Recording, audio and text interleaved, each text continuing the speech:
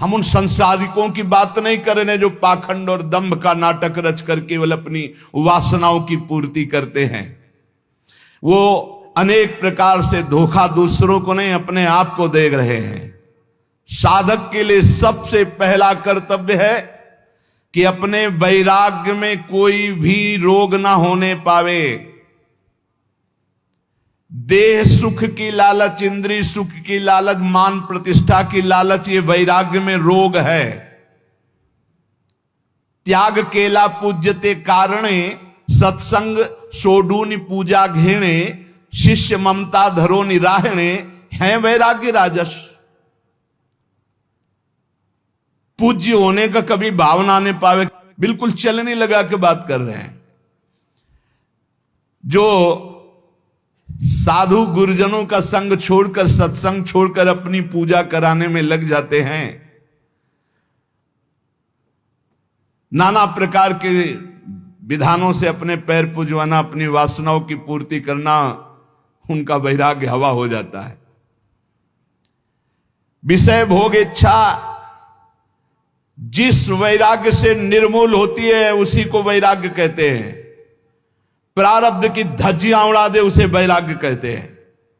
प्रारब्ध से सुख और दुख आता है, ना सुख और ना दुख। सुख दुख समय कृत्वा लाभा लाभो जया जयो, कदम आगे बढ़ाता चला जा रहा है। ना हार की परवाह, ना जीत की, ना लाभ की, ना हान की, ना सुख की, ना दुख की। सत्य मार्ग पर कदम बढ़ाता चला जा रहा है। देखो भाई, साधना का फल है, बहुत सुंदर शब्द है। साधना का फल है भोगों से, संसार से, शरीर संबंधियों से मन का निसंग हो जाना।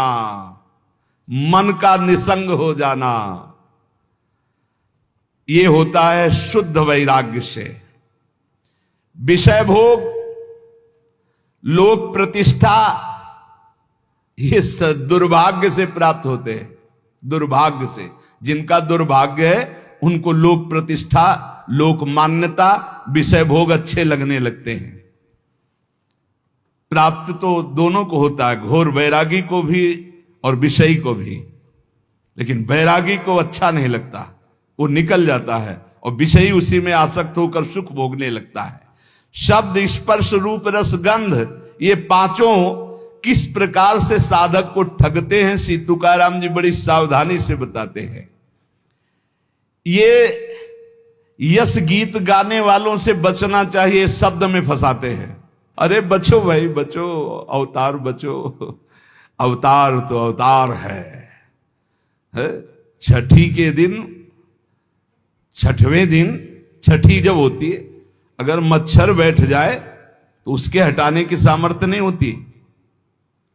और जब अवतार हुआ तो 6 कोस में उसका शरीर गिरा था। 6 कोस में पूतना का। छठी के दिन पूतना ऐसी राक्षसी थी, देवता भी थर्राते थे।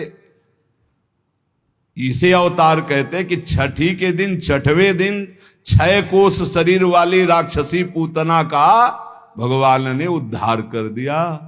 वो स्तन में हलाहल जहर लगा के आई थी, और भगवान ने ऐसा नहीं कि पिया नहीं, डट के पिया। भाव को भाव कैसे, भोग तो मेरा लगा रही है। पहली गति पूतना को भगवान ने दी, किसी भी भाव से सही। ये कार्य तो मां करती है ना, दुग्ध पान कराना। तो बाल कृष्ण ने अपने छोटे छोटे चरणों से और कर कमल से स्तन पकड़ के, 6 कोस वाली पूतना प्राण पी लिए। चिल्ला चिल्ला के भागी। वो देवी रूप अंतर ध्यान हो गया, जो दिव्य रूप धारण की हुई थी राक्षसी रूप में। छोटे से बाल कृष्ण दिखाई दे रहे, पर्वताकार शरीर, पूरे ब्रज में हाहाकार मच गया। छठी के दिन ये है अवतार भाई। अवतार समझना है तो थोड़ा भूल मत कर लेना, किसी के अवतार कहने पे अवतार मत मान लेना। भगवान का सच्चिदानंद विग्रह, सच्चिदानंद अवतार होता है। विगत विकार जान अधिकारी। अगर कोई जहरीला पदार्थ पहुंच जाए अंदर तो मृत्यु हो जाए। काली दह में इतना जहर था कि ऊपर से पक्षी उड़ जाते तो उसकी जो भाप निकलती उसमें मर जाते थे। सखा गैया बछड़ा सब जल पिए और सब मूर्छित हो गए, पधार गए। भगवान ने देखा, ये देखो अवतार, कमर में पेट कसी और कहा आज के बाद तू मेरे ब्रजमंडल में तो नहीं रहेगा कालिया। मेरी लीला के पात्रों को तू दुख पहुंचाया, अब मैं तुझे बताऊंगा। अमृत दृष्टि से सब सखाओं को और सब गौ बछड़ों को जीवित किया और खेल खेल में कूद पड़े। और उसको ऐसा अहंकार उसको था कि गरुण से भिड़ गया था, तभी तो भाग के आया था। वो दबने वाला नहीं था, भगवान के वहां गरुण से भिड़ गया था कालिया। तब गरुण जी के पंख के मार से व्याकुल होकर भागकर यहां आया, क्योंकि यहां आ नहीं सकते थे गरुण जी, सांप के वशीभूत थे। कालिया का मान मर्दन किया। कालिया ने कैसे, आप भागवत में पढ़ के देख लो, ये हैं अवतार। 105 फण से फुसकार मार रहा, भारी जहर की, कोई परिवर्तन। उसकी पकड़ से छूटकर फणों पर चढ़कर ऐसा नृत्य करते हैं कि भगवान शिव भी प्रसन्न हो जाए, तालियां बजा रहे कि ऐसा तांडव तो जब हम उन्मत्त होते हैं तब करते हो, आप तो फण पर कर रहे, सर्प के फण पर कर रहे। जय हो जगत गुरु। भगवान भगवान उनके समान कोई नहीं, उनसे बढ़कर कौन हो सकता है। एक बकासुर बनकर के बैठा कि श्री कृष्ण को ले जाएं, ऐसे मूंज की तरह चीर के फेंक दिया भगवान ने। बाल गोविंद है। अघासुर ऐसी जीव है, ऐसे पर्वत है, उसकी दाढ़ें ऐसे दिखाई दे जैसे पर्वत के शिखर। जीव ऐसी लग रही भारी गुफा। सब ब्रजवासी सखा घुस गए अंदर खेलने के इरादे। बोले यार कहीं अजगर तो नहीं? बोले होगा भी तो क्या कर लेगा, हमारा कन्हैया है ना। भगवान ने कहा अजगर भी इनको खेलने का स्थान समझ में आ रहा है। अघासुर ने सोचा पूरा परिकर आ गया, बस कृष्ण आ जाए तो हम लील जाएं। भगवान ने कहा जो तुम्हारी इच्छा है कि हम आ जाएं तो आ गए। और गले में जाके अपने शरीर को, अब वो रुंध गया, अब तो उसके प्राण निकल गए। भगवान सखाओं को निकाला। ये भगवान बाबा आज बहुत कचौड़ी पकौड़ी और गुलगुला और पुआ बन रहे हैं। बोले आज देवराज इंद्र की पूजा। बाबा देवराज इंद्र से क्या, गिरिराज महाराज गोवर्धन जी विराजमान, उनकी तलहटी में हम सबका पालन पोषण हो। भगवान ने जैसा कहा वैसा हुआ। देवराज इंद्र ने कहा हमारी यज्ञ नहीं हुई। बोले कभी नहीं होगी, अब श्री कृष्ण ने मना कर दिया, अब तो गिरिराज जी का पूजन होगा। अरे सामर्थ मेघ, अपार वर्षा, जैसे मनु सृष्टि के प्रलय का समय। सुदर्शन चक्र 84 कोस ब्रजमंडल के ऊपर, कोई नहीं जान पा रहा। गिरिराज जी को उठा लेना, आसपास भगवान शेष का ऐसा मंडल की एक बूंद पानी गिरिराज जी की तलहटी में, जो गिरिराज जी उठाने पर जगह बने, वहां अगर पानी भर जाता तो डूब के मर जाते। तो आसपास शेष जी, किसी को पता नहीं, मेड़ शेष जी की, और ऊपर से सुदर्शन चक्र का तेज संपूर्ण जल को भस्म कर रहा है। और भगवान 7 दिन 7 रात 21 किलोमीटर गिरिराज, ये भगवान है। हम कह रहे हैं 5 किलो का बांट, जिनको कहा भगवान का अवतार 5 किलो का बांट, ऐसे 7 दिन 7 रात्रि धारण करके देखो, 5 किलो का केवल 21 किलोमीटर के गिरिराज जी अब हैं। और उस समय तो और विशाल स्वरूप। भगवान सिर्फ भगवान है, भगवान ही भगवान है। जैसे तरंग है, वायु विकार हटा समुद्र हो गई, इसमें कोई संशय नहीं। पर तरंग समुद्र नहीं प्रकट कर सकती, समुद्र करोड़ों तरंग प्रकट कर सकती। इतना अंतर है, अंतर होते हुए भी अंतर नहीं है और अंतर ना होते हुए भी अंतर है, ये बात समझ लिया जाए। तो कह रहे शब्द के फांस में माया फांसती है। एक पौंड्रक वासुदेव था, उसके 4 राजा मित्र थे। उन्होंने कहा तुम तो अवतार हो। हाँ, तो बोले वासुदेव के तो 4 भुजाएं हैं जो भगवान को, तुम्हारी तो 2 ही हैं। तो 2 उसने लगवा ली, यंत्र फिट करवा लिया, 4 भुजा हो गई। और गरुण भी बनवा लिया, जैसे वायुयान नहीं होते तो ऐसी सब उस समय भी तकलीकी की कि गरुण भी बनवा लिया, सुदर्शन चक्र भी। और भगवान के पास खबर भिजवा दी। वो काशी नरेश सब उससे कहते तुम तो भगवान का अवतार हो, वो तो नकली असली तुम हो। सभा में जाके दूत बोला कि पौंडक वासुदेव का मैं दूत हूं। मेरे महाराज ने सूचना दी। भगवान ने कहा जब छोड़ेंगे तब पता चलेगा कि असली कौन है नकली कौन है, जाओ कह दो जल्दी आ रहे मिलने। तो भगवान ने फिर, लेकिन उसको परम पद मिला क्योंकि हर समय चिंतन करता था मैं वासुदेव हूं। तो ये जब स्तोत्र अपने प्यारे लगने लगते हैं तो जान लो माया के शब्द ने मार दिया। शब्द स्पर्श रूप रस गंध, श्री तुकाराम जी कह रहे हैं। अब उसे दूसरी बात अच्छी नहीं लगती, बस वही आदमी अच्छे लगते हैं जो स्तुति सुनाने वाले हों। ये जो नाना प्रकार की सुख सुविधाएं हैं, ये मत समझो कि बड़े भाग्य हैं। फांसी भेज रही माया, शब्द स्पर्श रूप रसगंध, तुकाराम जी कह रहे।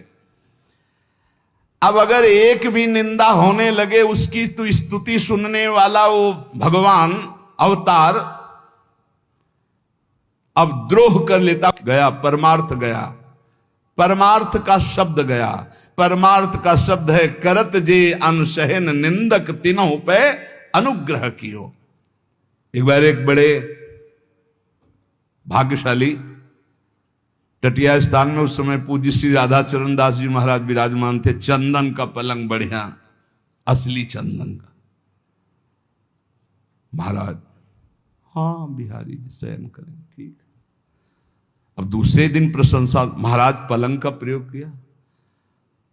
10 आचार्य हैं ऊपर, क्रम बाई क्रम आचार्यों का संत। फिर प्रसादी कभी 10 दिन बाद फिर गाड़ी खड़ी हुई। महाराज कैसा रहा पलंग, बताते। वो बोले पलंग ले आओ, उसको जलवा दे ऐसा। और बोले सुनो, अब आज के बाद टटिया स्थान में मत आना। तुम क्या समझते हो पलंग दोगे तुम भाटगिरी करेंगे, तुम्हारी जय जयकार, तुम्हारा यश का। अरे वाह भाई बहुत बढ़िया पलंग। अरे ठाकुर जी के लिए, आचार्यों के लिए दिया, हो गया बस। बार बार आके पूछते हो कैसा रहा पलंग, कैसा रहा पलंग। ऐसा पलंग, और दिया सराय लगा। जो अपने वैराग्य की सुरक्षा, हमने दर्शन किए पूज्य श्री राधा चरण दास जी महाराज, दंडवत जय बिहारी जी महाराज। बस मालय चल रहा है, 1-2 मुट्ठी चना फुला करके वही पाना। वैभव तो आप भी देख रहे हो, बाकी बिहारी का कोई वैभव कमजोर है।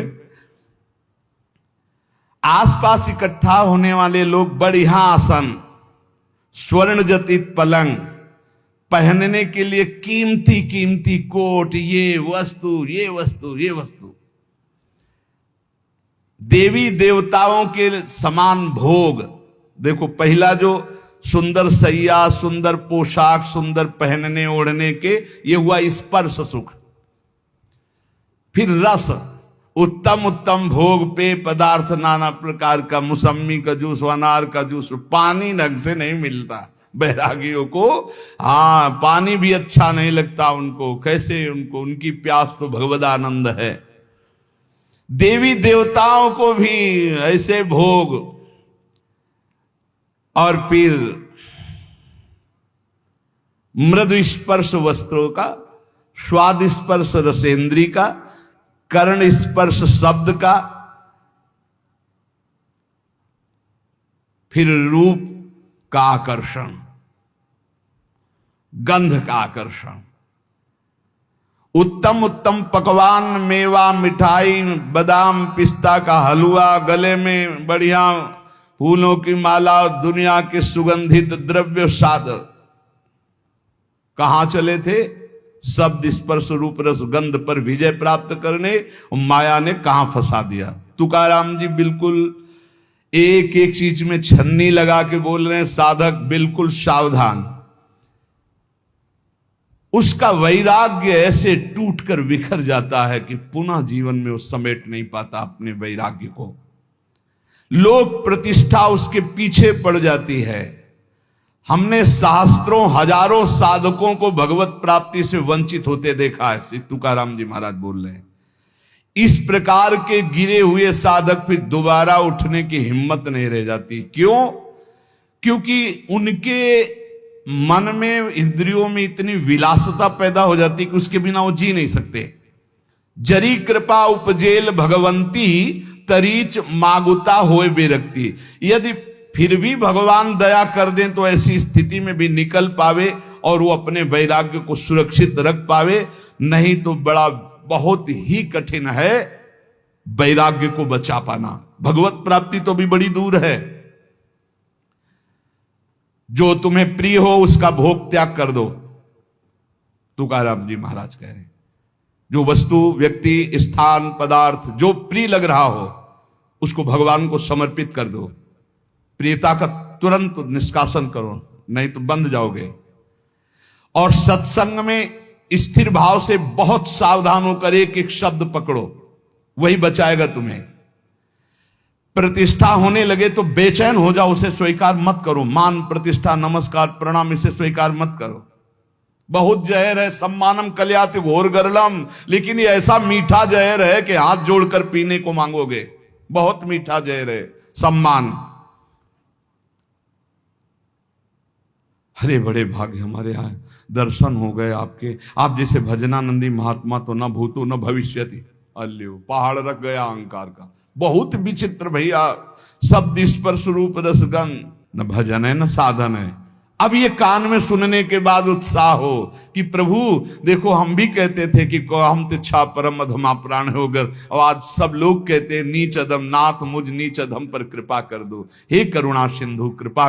जब हमें कोई गाली दे, पाखंडी कहे, नीच कहे, और मेरा मन प्रसन्न होकर प्रभु की तरफ चले, तब जाना जाएगा कि हमारा मार्ग सही है। जीविका के लिए अर्थात साधक की जो कपड़ा, भोजन व्यवस्था कर रहा है वो एक नहीं होना चाहिए। पूज्य पादुड़िया बाबा के वचन में लिखा था कि चाहे बृहस्पति के समान पवित्र हो, किसी एक से साधक की दिनचर्या नहीं चलनी चाहिए कि एक आदमी हमारा भरण पोषण कर रहा है, चाहे घर का चाहे बाहर का, किसी भी तरह से एक का नहीं। हमारा भरण पोषण कईयों के द्वारा, भिक्षावृत्ति से, मधुकर वृत्ति से, आकाश वृत्ति से, नहीं तो ठाकुर स्वाति कहनी पड़ेगी। अरे आप जैसा कौन भगत है, ऐसा कौन करता है, मतलब बांटगिरी करनी पड़ेगी उसकी। ये वैराग्य के नाशक है। प्रापंचिक लोगों के घेरे में बैठना, प्रापंचिक लोगों के दान देने पर उनकी भांटगिरी करना, बड़ाई करना, अपना बड़प्पन मान लेना। देखो ये अज्ञान की वृत्तियां, बड़ी सावधानी से सुनो। प्रापंचिक प्रवृत्तियों के बीच में बैठना, अज्ञानी जनों के बीच में, उनके द्वारा दी हुई भोग सामग्रियों को लेकर उनकी बड़ाई करना, अपने को बड़प्पन में मानना, मैं बड़ा हूं, और अच्छा अच्छा खाने की चाट पर जाना, और लोकप्रियता की चाह उत्पन्न हो जाना, वस्त्र, अलंकार, आभूषण धारण करने का शौक बढ़ जाना, ये भगवत प्राप्ति के लिए महान विष है। महान विष अर्थात मार दिया, अपने आप को मार दिया। चले थे भगवत प्राप्ति के लिए, मार दिया। ये अंगूठी, ये सोने की जंजीर, ये वो कहां चले थे भगवत प्राप्ति के लिए, इन्हें मिथ्या मान करके। श्री तुकाराम जी महाराज कह रहे, प्रापंचिक लोगों के बीच में बैठना, प्रपंच की बातचीत करना, जो तुम्हारा कुछ भी वस्त्र, भोजन सहयोग करता है, उसके सामने ठकुर स्वाति अर्थात उसका यश गान करना, अपने को बड़ा मान लेना, अच्छा अच्छा खाने की चाट हो जाना, लोकप्रियता की पसंद हो जाना, वस्त्र और अलंकार धारण करने का शौक उत्पन्न हो जाना, और नाना प्रकार के जो प्रपंच है भगवत प्राप्ति में महाविष है। उपासक को चाहिए, अगर गृहस्थ है तो अपनी स्त्री से केवल मतलब रखे, और सब स्त्री शरीरों में माता बहन का भाव रखे। विरक्त है तो सब में भगवत भाव रखे। भक्ति शुद्ध परमार्थ के लिए ये जितने दोष बताए जाते हैं, इनसे बचाओ अपनी, नहीं भक्ति रुग्ण हो जाएगी। अखंड नाम स्मरण करना, एकांत सेवन का अभ्यास रखना, कभी भी अभिमानियों का संग न करना, नहीं वैसे ही रंग आने लगता है, और अपने भरण पोषण की बिल्कुल चिंता न करना। पोषण भरन चिंत कराएं, श्री हरिवंश विभो बिलसाएं। यदि भगवान सुखान न दे रहे हैं तो जय जयकार करके पाओ भगवत प्राप्ति के लिए। जैसा भी, कभी घी घना, कभी मुट्ठी भर चना, कभी वो भी न बना। ऐसी स्थिति नाही ज्यासी, तेव कृष्ण प्राप्ति कैची त्यासी। या लागी कृष्ण भक्तासी, ऐसी स्थिति असावी। महाराष्ट्र भाषा में कह रहे, ऐसी स्थिति जिसकी है वो श्री कृष्ण को कभी प्राप्त नहीं कर सकता, जो ऊपर बताया गया। इसलिए जो कृष्ण भक्त है ऐसी स्थितियों से बचे। सच्चे विरक्त में ये लक्षण आपको स्वतः नहीं दिखाई देंगे। जिनका वैराग्य सच्चा है, आदर्श पुरुष हैं, वो अपने आगे आदर्श वैरागियों को रख के चलते हैं। चाल चलन में जो ढीले ढाले हैं उनको फसाव में फंसा लेती है माया। चाल चलन बिल्कुल पक्का होना चाहिए। एक संत भगवान बैरागी एक बार भोजन पाते थे, एक आश्रम में गए, वहीं थे, उनको गाय का एक गिलास दूध दिया गया। उन्होंने हाथ जोड़ा और कहा कि हमारा नियम है एक बार केवल आहार करते हैं। तो स्वामी जी दूध से क्या होगा? हमारा नियम है हम एक बार आहार। शुद्ध गाय का दूध, इसमें ऐसी डांट लगाए कि नजदीक नहीं है। वही उदर भरण पोषण, वही शरीर की पुष्टता, वही खान पान की बात। कोई ब्रह्म चर्चा की? जब एक बार कह दिया कि एक बार आहार शरीर में डालते, ये क्या विषयी पुरुषों के जैसा बार बार दूध ले लो दूध ले लो, डांट दे। एक खीर दोबारा एक चम्मच परोस दी तो प्रहार कर दिया, थप्पड़ मार दिया। भक्तमाल जी में आता है, नहीं, साधु अपनी निष्ठा अपना, उसमें प्रियता नहीं, शरीर भोग के लिए प्रियता नहीं।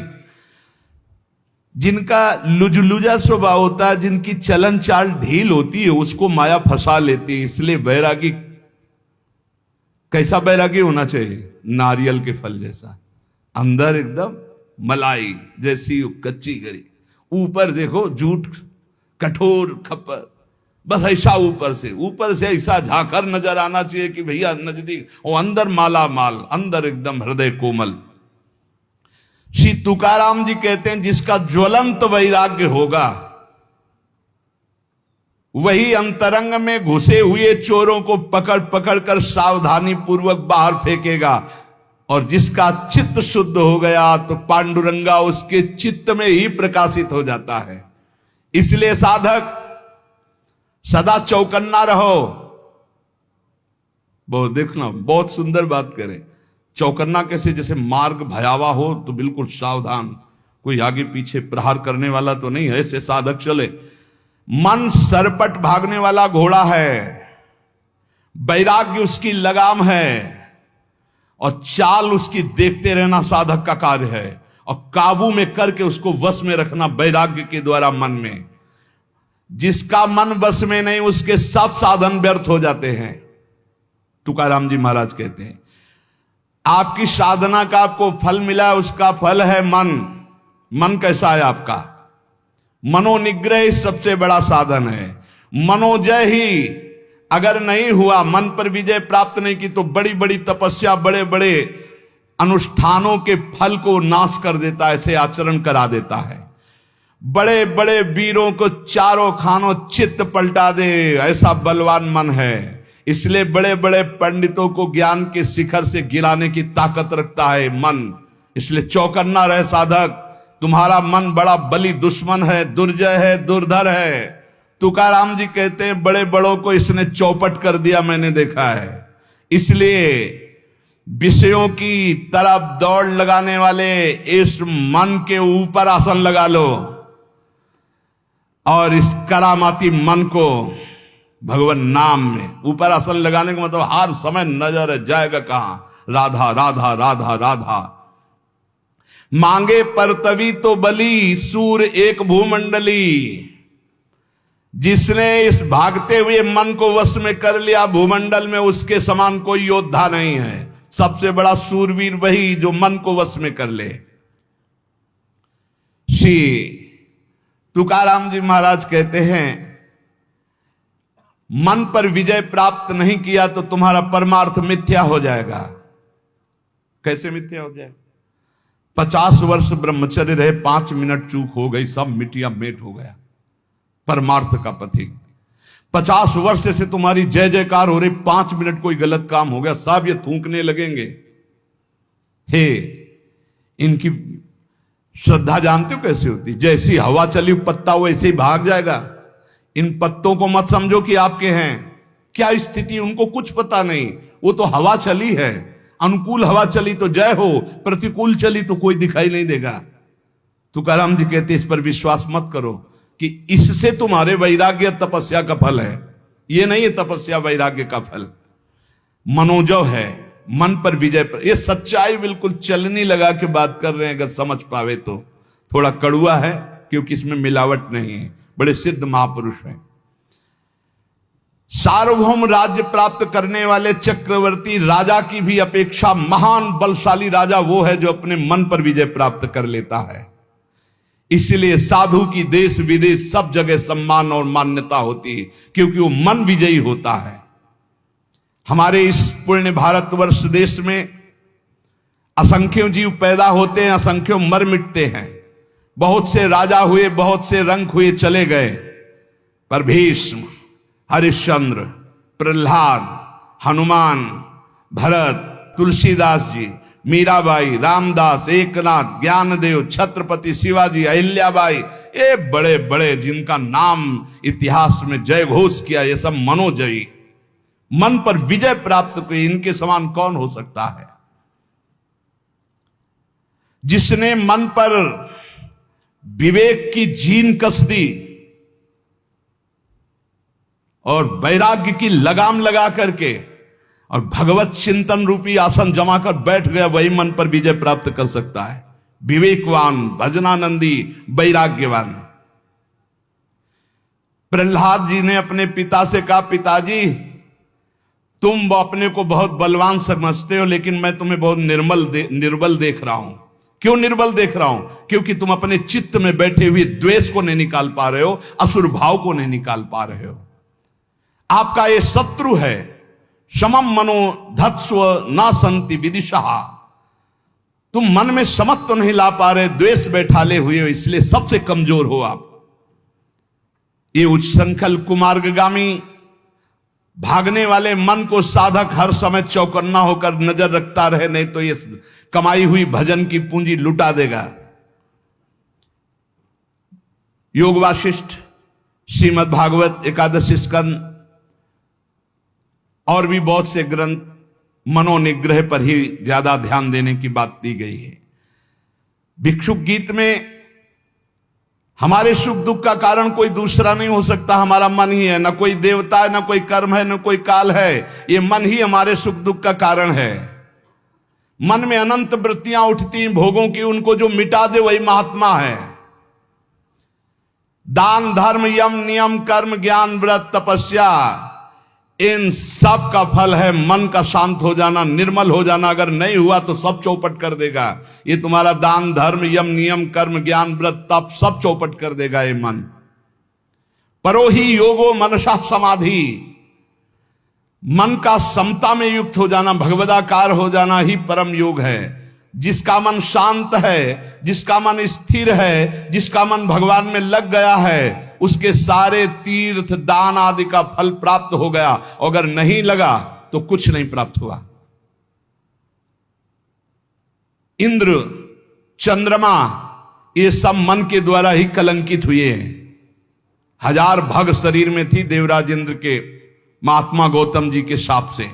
और आज भी चंद्रमा में कलंक है गुरुपत्नी गामी का। ये सब मन का ही खेल हुआ। ऐसे दुर्जय मन पर जो बड़े बड़े देवता विजय नहीं प्राप्त कर सकते, मानव देह में विजय प्राप्त करने का अवसर है। ये बलवानों का बलवान है। ये समय से नहीं मरता। जैसे समय से शरीर कमजोर हो जाता है, ऐसे मन कमजोर हो जाएगा, बोले नहीं। मन शरीर रोगी होने पर भी नहीं कमजोर होता, मन बुढ़ापा होने पर भी नहीं कमजोर होता, शरीर कृश होने पर भी मन कृश नहीं होता। मन को बस में करना होता है वैराग्य से, भजन से। जेविम हिरेनी हीरा चिरीजे तेविम मने जी मन धीरीजे। जैसे हीरे से हीरा चीरा जाता है, ऐसे इस सात्विक मन से कामी मन को मार दो। मन का दो प्रकार होता है, जैसे एक मन कहता है कि कर लेते हैं, एक मन कहता है नहीं करते, ये चोरी है, अगर चोरी करेंगे तो फंसेंगे पिटेंगे। और अगर कुमार्गामी मन जोर पड़ गया तो सत मन की बात नहीं मानता। बोले जैसे हीरे से हीरा चीरा जाता है, ऐसे सत मन से असत मन को काट दो। हीरे से हीरा चीरा जाता है, वैसे मन से मन को जीत लो। कभी कभी मन को पुचकारना भी चाहिए, हरि गुरु के भजन में लगाने के लिए इसको दुलार भी करना चाहिए। ए मन, इतना भजन कर लो, फिर तुम जो कहोगे हम वो बात सुनेंगे, पहले हमारी बात सुन लो। मना सज्जना भक्ति पंथेंची जावे। ए मन, तू भक्ति के रास्ते पे चल, बड़ा आनंद आएगा। मन को मनाओ, मना मना करके नाम जप करवाओ, मना मना के भगवत मार्ग में चलाओ। ये चंचल और दुर्निग्रह है। अर्जुन जी ने भगवान से कहा कि इसको कैसे वश में किया जाए, तो भगवान ने बताया अभ्यासेन तो कौन्ते वैराग्येण च गृह्यते। ये मनोजो का उपाय स्वयं साक्षात सच्चिदानंद जगत गुरु भगवान श्री कृष्ण ने बताया कि मन पर विजय कैसे प्राप्त करे, तो अभ्यासेन तो कौन्ते वैराग्येण च गृह्यते। श्री तुकाराम जी वैराग्याचिये आधारे जरी लाविले अभ्यासाचिये मोहरे तरी केतुलेनि एके अवसरे स्थिरा बेलो यया मनांचे एक निके जे देखिले गोडी चिया ठाया सोके महणोनि अनुभव सुखंची कवति के दाविंती। वैराग्य के सहारे सहारे इस मन को वश में किया जाए, इसको बार बार अभ्यास में लगाया जाए। नाम जप, स्तोत्र गायन, पद गायन, ठाकुर सेवा, सत्संग, इसे अभ्यास कहते हैं। और वैराग्य जहां जहां भोगों से जाए बार बार उसको हटाओ। मन की एक बड़ी अच्छी बात है, इसको लगाना होता, फिर इसको जहां चस्का लग गया जिस बात का, फिर उसे छोड़ नहीं सकता। इसका स्वभाव है। बहुत वर्षों से, बहुत जन्मों से हम इसे भोगों में लगाते चले आए, इसको चस्का मिल गया भोगों का। अब श्री भगवान की तरफ लगाते हैं, अब ये लगता नहीं, बार बार लगाइए, लग जाएगा। भगवान ने कहा है अभ्यास और वैराग्य। अभ्यास है बार बार नाम जप में लगाना, पद गायन में लगाना, समय से सत्संग में आ जाना, बार बार सत्संग सुनना, बार बार नाम जप। तो ये अभ्यास, हमारा अभ्यास योग युक्तेन है। जब हम अभ्यास योग से युक्त होते तो हमारा चित्त फिर जाने नहीं लगता है, धीरे धीरे वो शांत होने लगता है। एक ओर वैराग्य को कसे और दूसरी ओर विषयों में जाने वाले मन को बार बार हटाकर प्रभु में लगाए, इसे अभ्यास कहते हैं। बड़ा कठिन है मन को भजन में लगाना। इस मन की उत्तम गति है यदि इसे निरंतर नाम जप करवाया जाए। चार मुक्तियां दासी बनकर के उसके चरणों में पड़ जाती जो अपने मन से नाम जपाने लगता है। देखो, आखिरी बात तो मन का ही शांत हो जाना है। प्रारंभ में हम कहते मन लगे न लगे भाव को भाव न खालसहु नाम जपत मंगल दिस दशहु। लेकिन भजन का फल यह है कि सावई मना कृष्ण पदारविंद, मन श्री कृष्ण चरणारविंद में, प्रिया चरणारविंद में लग जाए। गति अधोगति मनांची है युक्ति, मन लावी एकांति साधु संगे। अगर मन साधु संग में लगा, भजन में लगा तो सदगति, और मन गंदे आचरणों में लगा तो दुर्गति। इसी मन से सदगति और दुर्गति होती है। हमें तो लगता है, श्री तुकाराम जी महाराज कह रहे हैं, मन को अगर वश में कर लिया, इससे बड़ी कोई सिद्धावस्था नहीं है। मन को अधीन कर ले, फुसला के, दुलार के, डांट के, फटकार के, ये बहुत जगह फंसा रहता है। मन यदि बंधा हुआ है तो हर समय जलाता रहता है, और मन यदि प्रभु में लगा हुआ है तो आनंद की उमगन आती रहती है। उत्तम गति अथवा अधोगति देने वाला ये मन है।